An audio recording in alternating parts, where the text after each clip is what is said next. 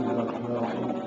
والصلاة والسلام على أشرف المرسلين وسيد النبيين وخير الخلق عند رب العالمين سيدنا ونبينا محمد، وأشهد أن لا إله إلا الله وحده لا شريك له، له الملك وله الحمد، يحيي ويميت وعلى كل شيء قدير.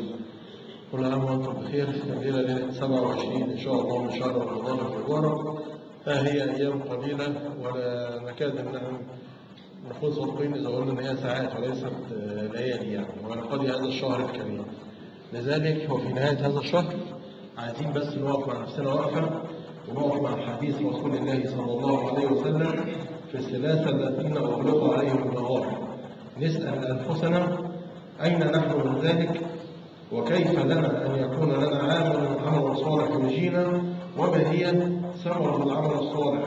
يقول النبي صلى الله عليه وسلم: كان في من كان من قبلكم، وفي رواية أخرى: كان نفر من بني إسرائيل، 3 نفر من بني إسرائيل، 3 خرجوا لقضاء حاجة، فإذا بهم تهطل عليهم الأمطار في الجبال، فأووا إلى كهف يحتمون منهم من المطر، فأراد الله سبحانه وتعالى أن تسقط صخرة فتغلق باب هذا الكهف. أنا عايز سيادتك تتخيل معايا أو تتصور أن أنت أحد هؤلاء الثلاثة، خرجت لقضاء حاجة أو للسعي على الرزق أو كل الأسباب الجميلة اللي احنا كلنا بنخرج عشانها ديت، وأصابك عائق من جو أو من فوق، فأويت إلى كهف أو إلى مكان تحتمي فيه، فإذا به يغلق. وتصور حضرتك أن ده كهف وأغلق في ليلة ممطرة، يعني خلاص كده بقت الليلة بالنسبة لهم كلها ظلام، لا يكادون أن يروا أنفسهم، وأغلق عليهم الباب بتلك الصخرة، وصخرة من جبل. ولو هنتذكر من كام سنة ما الصخرة بتاعت دويقة، لقوا ان وزنها ودي صخرة واقعة عاملة 20 طن، يعني 20,000 كيلو. فتخيلوا حضرتك بقى بضخامة ديت وبضخامة الجبال في العصور السابقة، وتأتي هذه الصخرة فتسد باب الغار، فما استطاعوا لها أن ينفذوا من تلك الصخرة. فانظر كيف كان يفكر السابقون الذين كانوا يتعلقون بالله سبحانه وتعالى بنص حديث رسول الله صلى الله عليه وسلم. فبحث كل منهم في عمل صالح يشفع له عند ربه. خلاص مفيش حل، قوته استنفذت، مش قادرين يزقوا الحجر ومش قادرين يفتحوا الطريق. فإذا فرغت من قوتك فاعلم أن هناك قوة لا أقوى منها ولا شيء يعلو عليها، وهي قدرة الله سبحانه وتعالى. لذلك لجأوا إلى الله سبحانه وتعالى. وانظر بماذا لجأوا بالعمل الصالح. طلبوا أن كل واحد منهم يتذكر عمل واحد، يعني مش يتذكر عدة أعمال أو عدة خصال، لا، عمل واحد يكون صالح ويكون خالصا لله. يعني ايه خالصا لله؟ اللي احنا اتكلمنا فيها في أول ليلة من رمضان، النية، أنك تخلص النية لله في كل العبادات سواء كانت فرض أو نافلة. تخلص النية لله، أنا بعمل ده لله. فبحث كل منهم في عمل خالص فعله لله سبحانه وتعالى كي يشفع له. كلنا بندعو الله سبحانه وتعالى أن يشفع فينا رسول الله صلى الله عليه وسلم، وكلنا بنتمنى أن احنا نقع تحت وعد رسول الله صلى الله عليه وسلم أنه سيشفع لنا في الأمة المحمدية ويشفع لتلك الأمة الميمونة. ولكن محدش فينا تساءل بماذا ستشفع عند رسول الله صلى الله عليه وسلم كي يشفع لك عند الله سبحانه وتعالى. محدش فينا فكر في مرة ولو شفع لله سبحانه وتعالى وطلب الشفاعة من الله سبحانه وتعالى وطلب الاستعانة بالله سبحانه وتعالى هيتقرب له بإيه وهيعمل له إيه. فانظر ها هم الثلاثة. أما الأول فقال: يا الله إني كان لي أبوين كبيرين وكنت أرعى بغنم، فكلما خرجت حلبت الغنم ثم عدت في المغير فلا أشرب أنا أو أبنائي أو زوجتي حتى يشرب أبوي ويرتووا. فلما كان ليلته خرجت فيها فغمي علي الليلة وتأخرت، فلما عدت وقد حلبت الغنم وجدت والدي وقد ناما. راح لأبوهم ناموا اللي هم بيشربوا قبليه وقبل زوجته وقبل عياله. يقول: وظل أولادي يستصرخون جوعا تحت قدمي. ولاده بيصرخوا من الجوع تحت قدميه. وزوجته عايزة برضه ترتوي، إلا أنه أبى أن يكسر تلك القاعدة، أن يكون بارا بأبيه أو أمه.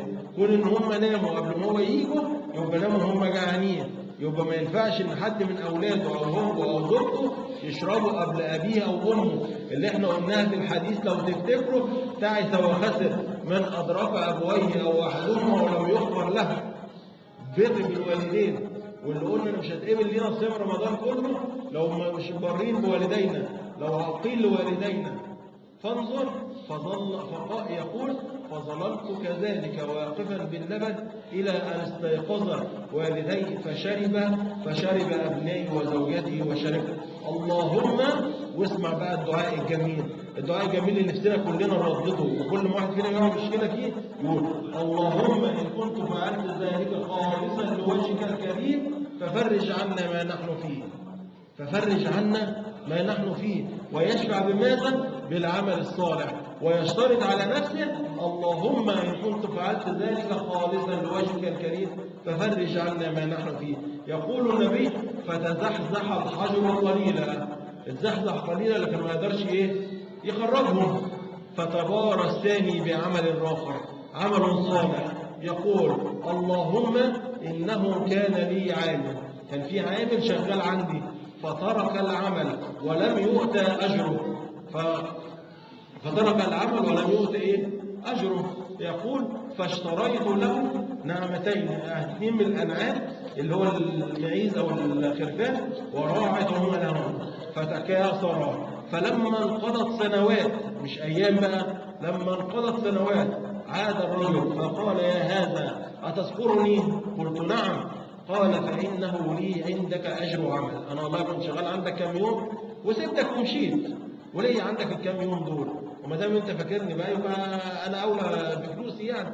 وكان لي عندك أجر عمل فهلا رددته لي؟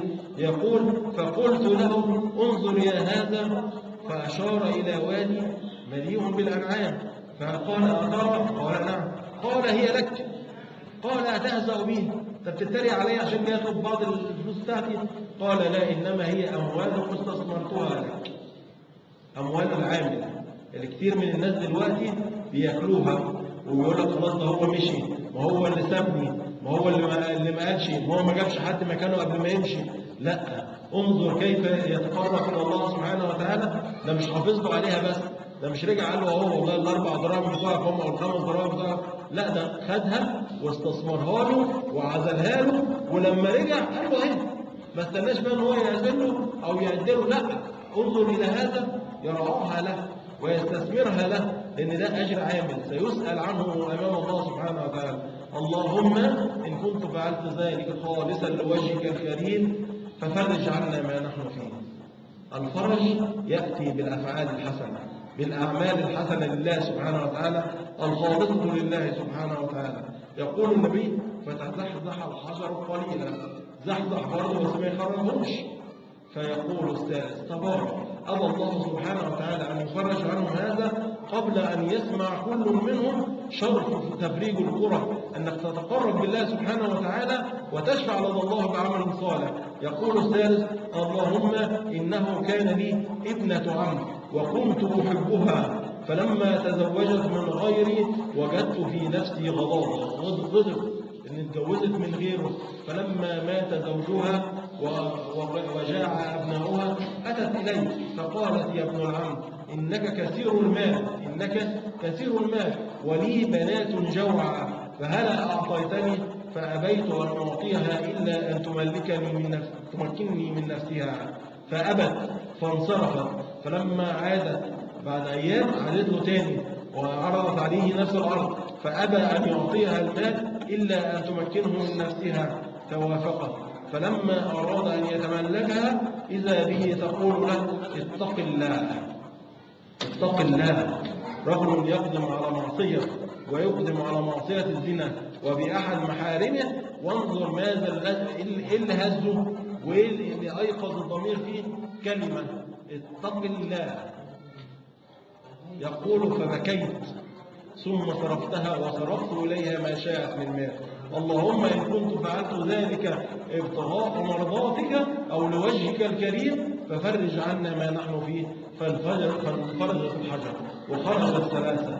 فانظر حبيبي وحبيب رسول الله، الحسنات تذهب السيئات، الحسنات تفك الكروب. ولكن السؤال اللي بنسأله النهاردة وعايزين كلنا نسأل نفسنا السؤال ده، لو الواحد فينا وقع في كرب أو في مشكلة وحب أن يشفع إلى الله سبحانه وتعالى، هل تجد من الأعمال التي فعلتها خالصة لله سبحانه وتعالى لم تشرك به فيها أحدا، لم ترائي فيها أحدا، لم تكن تقصد بها غير وجه الله سبحانه وتعالى، هل هتجد عندك من هذه الأعمال عمل صالح تتقرب به إلى الله سبحانه وتعالى؟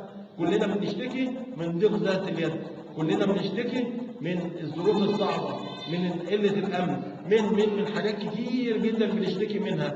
في حد فينا فكر أنه يلجأ إلى الله سبحانه وتعالى دفعا لذلك بعمل صالح؟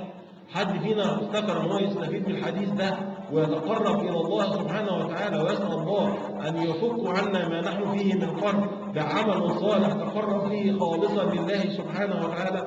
هو ده اللي احنا عايزينه. فلو قدرت تعمل العمل ده في الأيام اللي فاتت من رمضان فنعم هي وجزاك الله خيرا. لم تستطع فاعلم أنه لا زالت هناك ثلاثة ليالي هتطلع فيها الذكر، طلعها لله، طلعها خالصة لوجه الله سبحانه وتعالى، طلعها بنية العبادة وليس بنية العادة. مش عشان اتعودت كل ما يجي رمضان بتطلع زكاة فطر، لا، طلعها لله. أعن مسلما لله، أستر على مسلما لله، بر والديك لله، تقرب بالأعمال الصالحة واحتسبها عند الله سبحانه وتعالى لله. فإذا فعلت ذلك فتأكد أن الله سبحانه وتعالى سيفرج كروبنا ويفك همنا ويصرف كربنا إن شاء الله رب العالمين. أسأل الله لي ولكم حسن التوفيق.